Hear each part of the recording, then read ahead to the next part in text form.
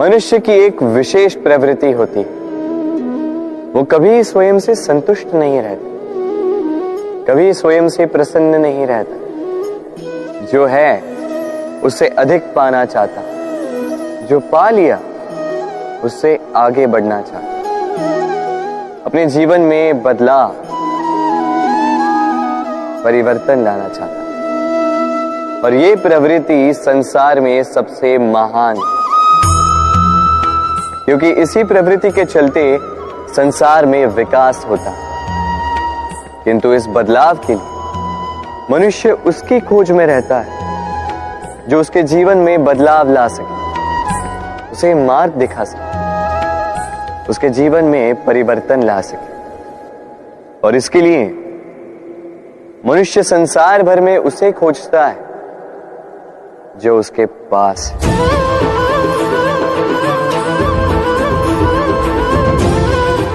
बताइए कौन? यदि कोई आपका जीवन बदल सकता है तो दर्पण देखिए।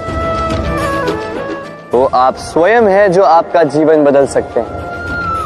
वो आप स्वयं है जो स्वयं को मार्ग दिखा सकते हैं, जीवन में बदलाव ला सकते हैं, परिवर्तन ला सकते हैं। इसलिए पहचानिए अपनी भीतर की शक्ति को और विश्वास कीजिए, इस संसार में आपसे अधिक शक्तिशाली और कोई नहीं। जीवन बदल जाएगा।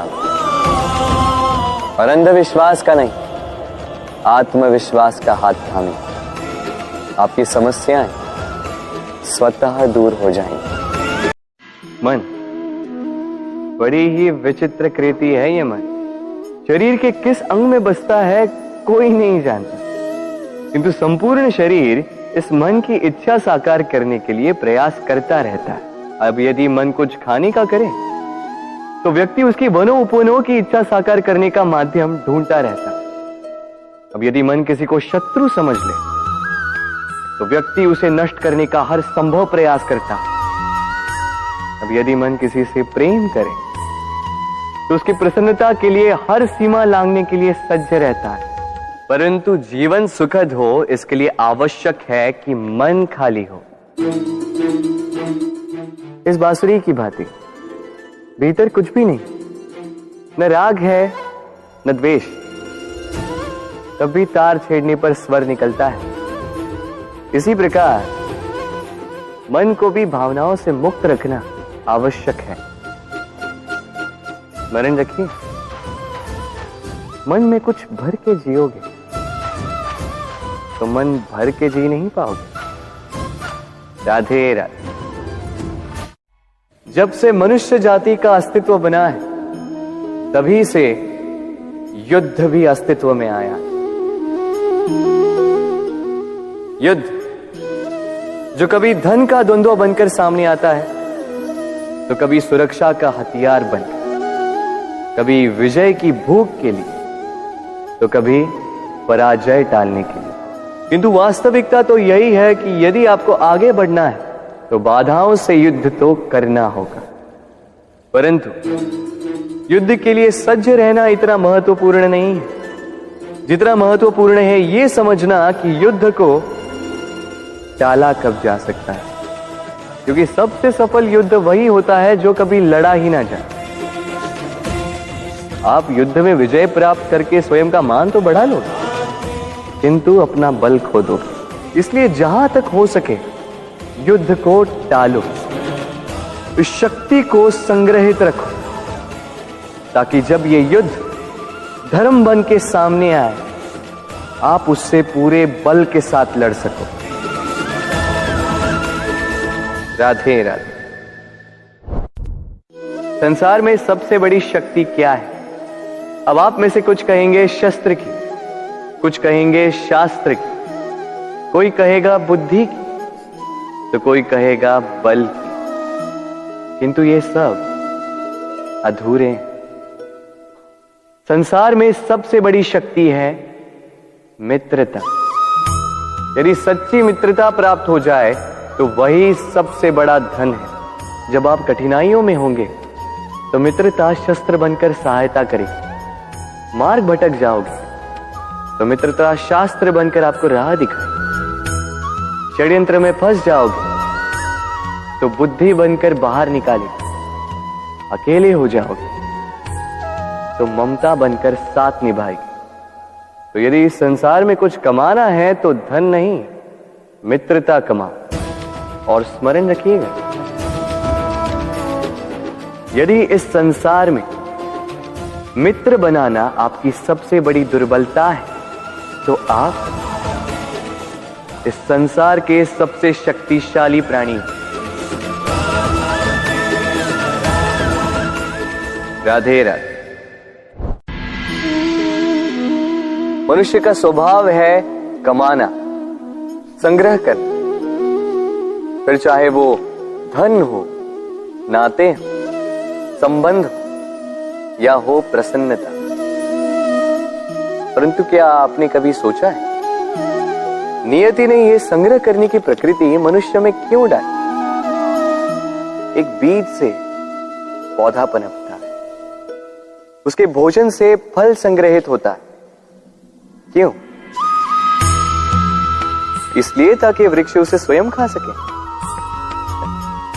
नहीं, बल्कि इसलिए ताकि वो भूखे जीवों में बांट सके। अब आप पूछेंगे कि इसमें वृक्ष का क्या लाभ?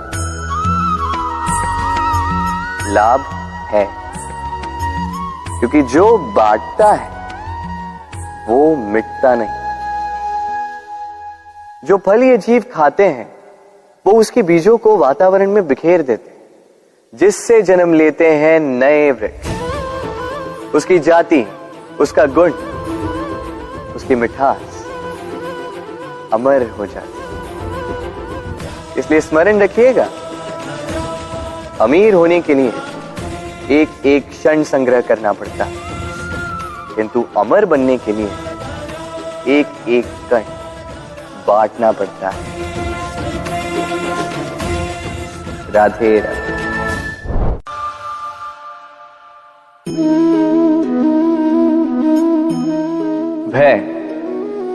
भय सबको होता है, चाहे वो पशु हो, पक्षी हो या मनुष्य। वास्तविकता में मनुष्य भय को अपने साथ लेके ही जन्म लेता है। तो इस भय से भय कैसा?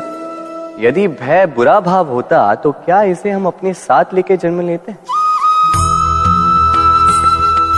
वास्तविकता में भय हमें आगे बढ़ने के लिए प्रेरित करता है। अब देखिए, जीवन जाने का भय आपसे स्वयं की सुरक्षा करवाने का प्रयास करता है। अपमान का भय सदाचार की ओर बढ़ाता है। किसी प्रिय को खो देने का भय उसके लिए कर्तव्य पालन करने को प्रेरित करता है। किंतु ये भय बुरा तब हो जाता है जब आप इसे अपने ऊपर हावी हो जाने देते हैं, इसके लिए कुछ प्रयास नहीं कर पाते। इसलिए यदि इस भय को उपयोग में लाना है, आपको स्वयं इस भय के ऊपर हावी हो जाना होगा। तो तोड़ दीजिए भय की सीमाएं। अपनी आत्मा को छोड़ के किसी और के समक्ष सर मत झुकाइए। और स्मरण रखिए, जब अंधकार से डरना छोड़ दोगे तभी दीपक बनकर प्रकाश दे पाओ। राधे राधे।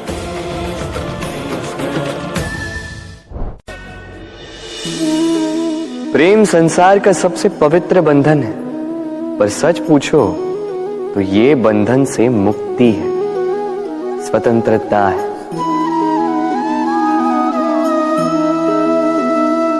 नहीं समझे?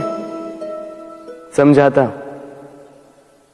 यदि कोई आपका प्रेम ठुकरा दे, यदि कोई आपका प्रेम समझ ही ना पाए, तो क्या होगा? कुछ उदास हो जाएंगे, कुछ छल करके प्रेम पाना चाहेंगे, तो कुछ बलपूर्वक प्रेम पर अधिकार करना चाहेंगे। किंतु यह आवश्यक नहीं कि जिससे आप प्रेम करते हो उसे भी आपसे प्रेम, क्योंकि प्रेम कोई वस्तु नहीं है, न राज्य है, न धन जिसे आप बल से अपने वश में कर सको। प्रेम वो शक्ति है जो आपके लिए हर बंधन तोड़ सकती है, किंतु स्वयं किसी बंधन में नहीं फंसती। तो जिससे भी आप प्रेम करते हो उसे स्वतंत्र छोड़ दीजिए, क्योंकि स्वतंत्रता ही वो भाव है जो जीव को सबसे अधिक प्रिय है। प्रेम सच्चा होगा तो उसे अवश्य समझ में आए। तब तक के लिए निस्वार्थ भाव से प्रेम कीजिए, स्वार्थ हट जाएगा तो प्रेम आ ही जाएगा और मन प्रसन्न होकर बोलेगा, राधे राधे।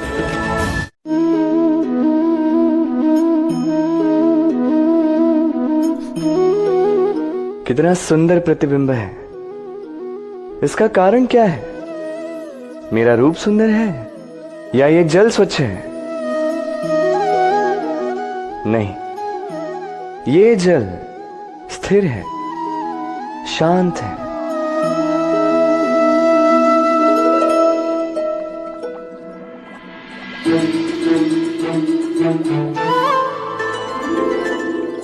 अंतर देख रहे हैं आप?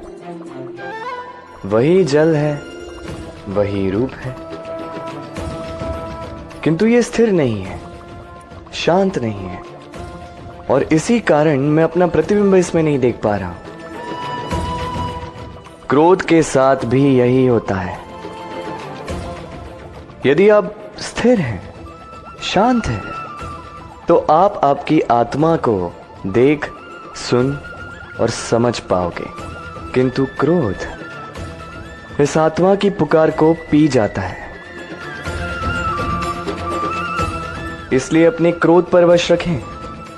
कहीं ऐसा ना हो कि मूर्खता के कारण जन्मा ये क्रोध आपको पश्चाताप के अंत तक ले जाए। राधे राधे। मन बड़ी ही विचित्र कृति है ये मन। शरीर के किस अंग में बसता है कोई नहीं जानता, किंतु संपूर्ण शरीर इस मन की इच्छा साकार करने के लिए प्रयास करता रहता है। अब यदि मन कुछ खाने का करे तो व्यक्ति उसकी वनो उपोनो की इच्छा साकार करने का माध्यम ढूंढता रहता है। अब यदि मन किसी को शत्रु समझ ले तो व्यक्ति उसे नष्ट करने का हर संभव प्रयास करता है। अब यदि मन किसी से प्रेम करे तो उसकी प्रसन्नता के लिए हर सीमा लांघने के लिए सज्ज रहता है। परंतु जीवन सुखद हो इसके लिए आवश्यक है कि मन खाली हो।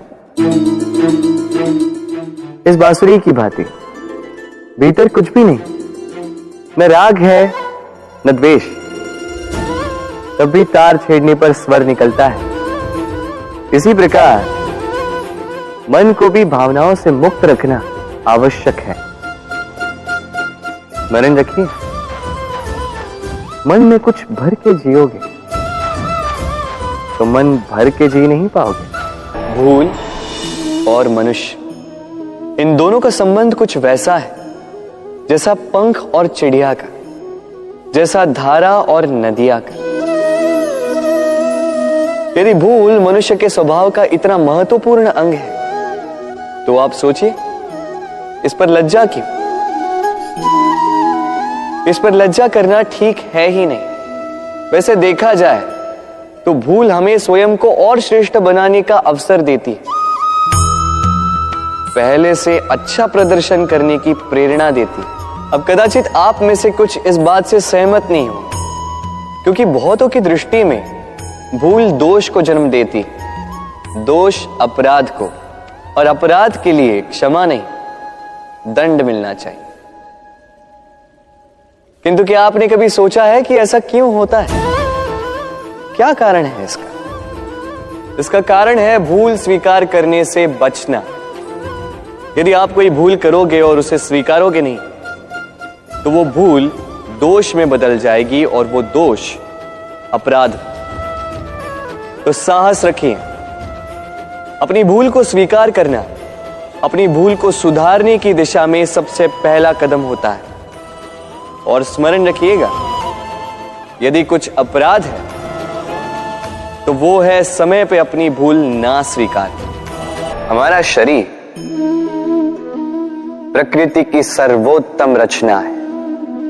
जो अंग, जो तत्व हमें मिले उन सब का अपना अपना एक संदेश है। 2 आंखें दी हैं देखने के लिए, 2 कान दिए हैं सुनने के लिए, नथुने भी 2 हाथ दिए हैं दोहरा परिश्रम करने के लिए, किंतु जीव केवल एक। उस पर भी नुकीले बलिष्ठ दांत दिए हैं उनकी रक्षा के लिए। कभी सोचा है क्यों?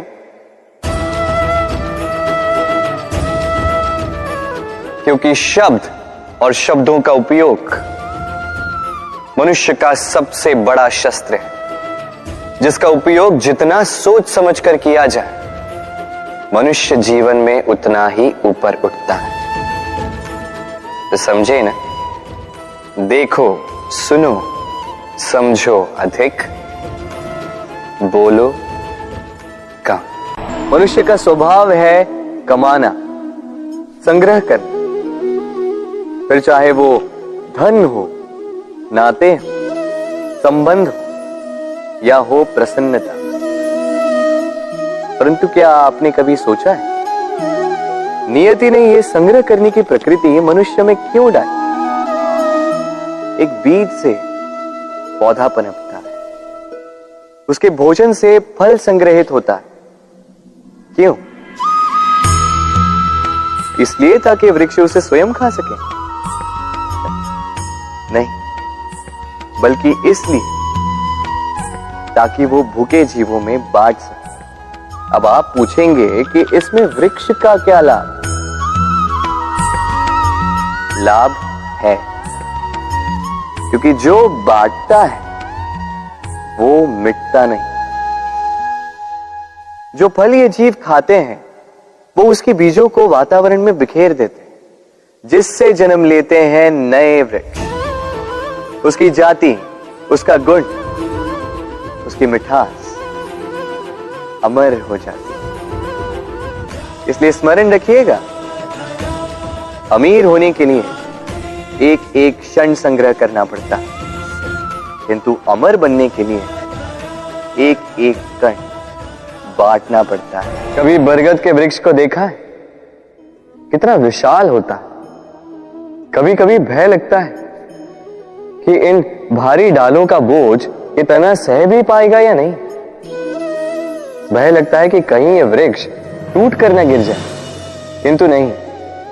समय पड़ने पर शाखाओं से निकलने वाली ये बेलें धरती की ओर बढ़ती और फिर स्वयं जड़ बनकर इस वृक्ष को सहारा देती। इसी प्रकार जो परोपकार करते हैं, सत्कर्म करते हैं, उन्हें स्वयं के लिए चिंतित होने की आवश्यकता ही नहीं, क्योंकि उनके कर्म ढाल बनकर उनकी रक्षा करते हैं। इसीलिए जीवन में सहारे की नहीं, कर्म की चिंता कीजिए।